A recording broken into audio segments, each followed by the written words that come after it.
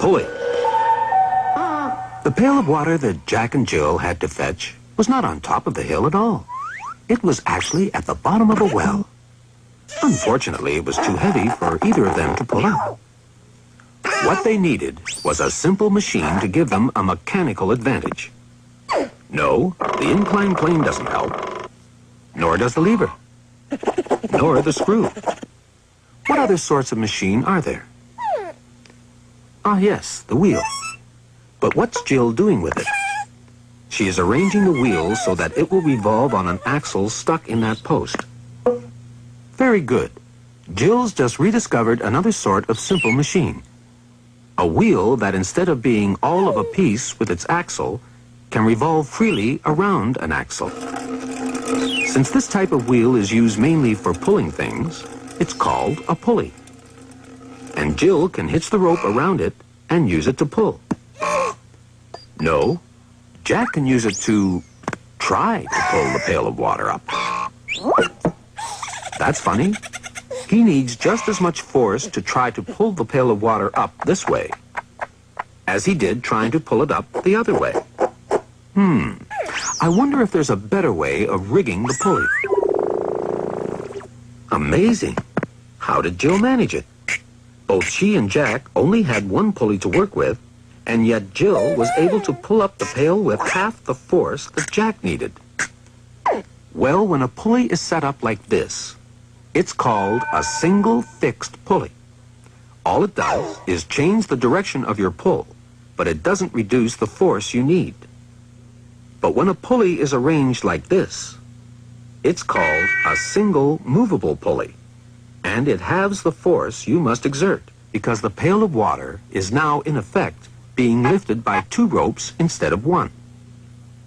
It's as if two people were lifting the pail, and it looks as if we're getting something for nothing again, doesn't it? But of course we're not. If we compare the distance that Jill raised the pail with the amount of rope she pulled, we see that it's the same old story.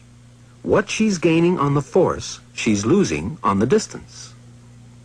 The distance that she pulls the rope is twice the distance that she raises the pail. But the way Jill used the pulley is still twice as effective as the way Jack used it. There are lots of other ways of combining pulleys. The pulley system that Jill finally rigged up for herself. She had to pull the rope 3 meters for every meter that she raised the pail of water. In a sense, she'd become 3 times as strong as Jack. And now you know why Jack fell down and broke his crown. Bill Nye the Science Guy. Now this rope is attached to a crane. And a crane uses pulleys. Simple machines. Of course, they're big simple machines, but they're simple machines. Science! Say you're building a treehouse and you needed some stuff. Say the stuff was really heavy. What would you do? I'd use pulleys. A pulley makes things easier to lift because it spreads the work. See this rope? Before it just used to go from me to Cammy. But now it goes from me to Cammy to me and then back to Cammy. Now she's gonna have to pull a whole lot more rope to get stuff up here. But more rope means I won't have to work as hard each time I pull down. So now I can lift something he can't. Here it comes. With a pulley, she can pull really heavy stuff all the way to the tree fort. Pulleys. No sweat.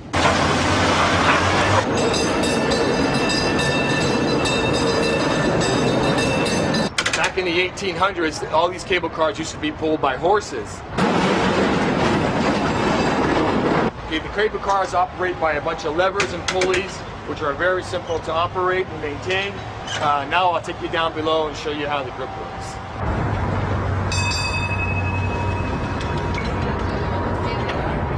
These are the giant pulleys that pull the cable underneath the streets of San Francisco. There's many cables and pulleys that take them around curves and up and down the hills.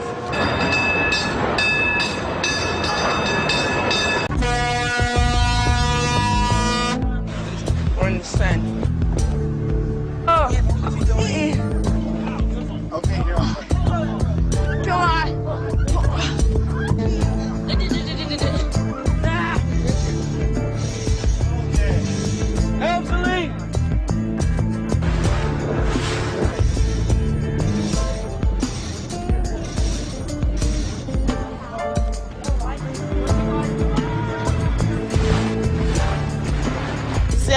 simple by simple machines.